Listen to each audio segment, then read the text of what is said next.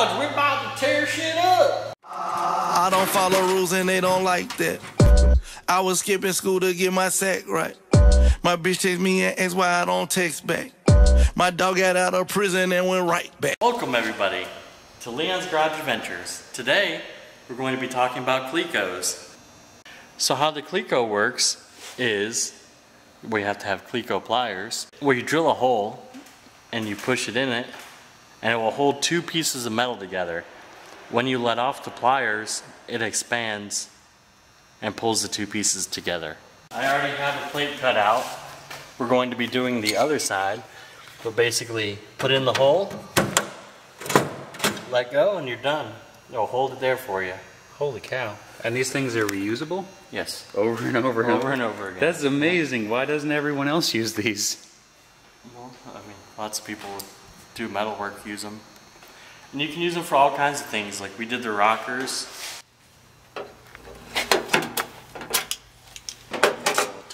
So you can hold the rocker in place, cut them out, and then tack it all up and move on.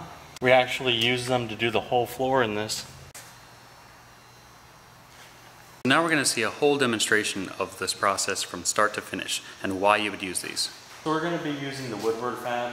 This is a 40 amp plasma cutter, and we've just got some 60 thousandths sheet metal. I think that's what it is. We're going to just cut out a square. We're going to put it into the floor and weld it in, kind of stiffen it up a little bit. We're going to be making a transmission mount, and the floors aren't exactly great, so we're going to be stiffening them up a little bit before we make our mount.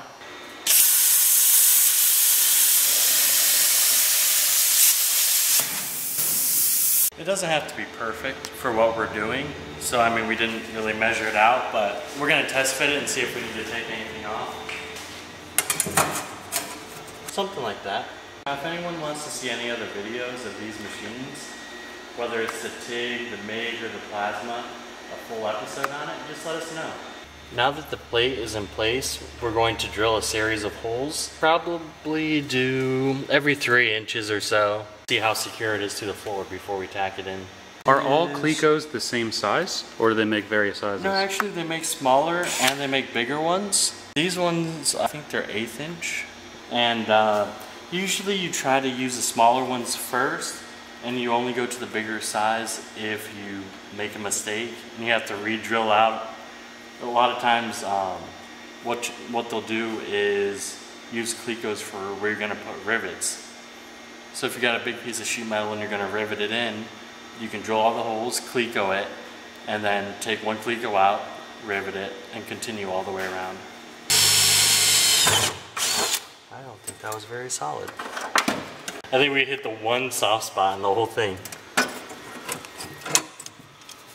Just for what we're doing. I mean, if we were doing like a really nice floor or something in the back of our car or something, and we were going to do sheet aluminum and whatnot, we would probably mark it every 3 inches, and we would measure 1/2 inch on one all the way across, and then every 3 inches put a hole.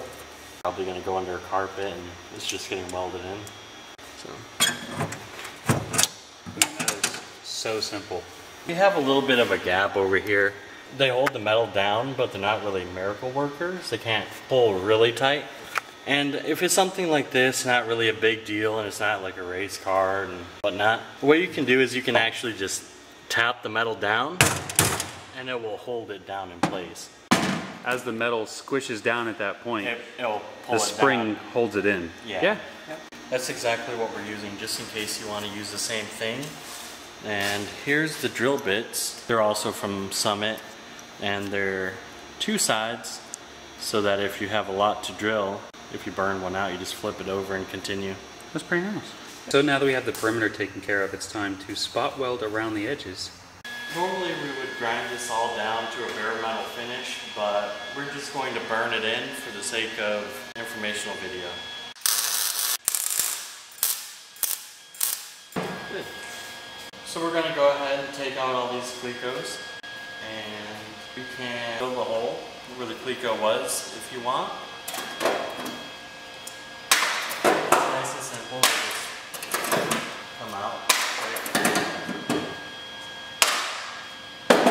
something very interesting happened earlier, and that was one of the drill bits broke, so we had to use another one.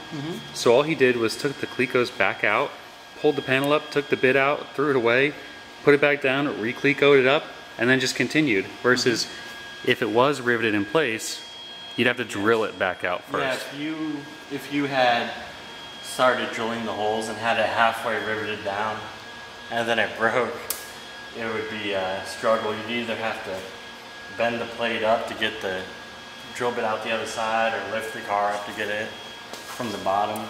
So we're all done with this project today. If you want to see any more about the other machines, let us know. That's all for today on Leon's Garage Adventures.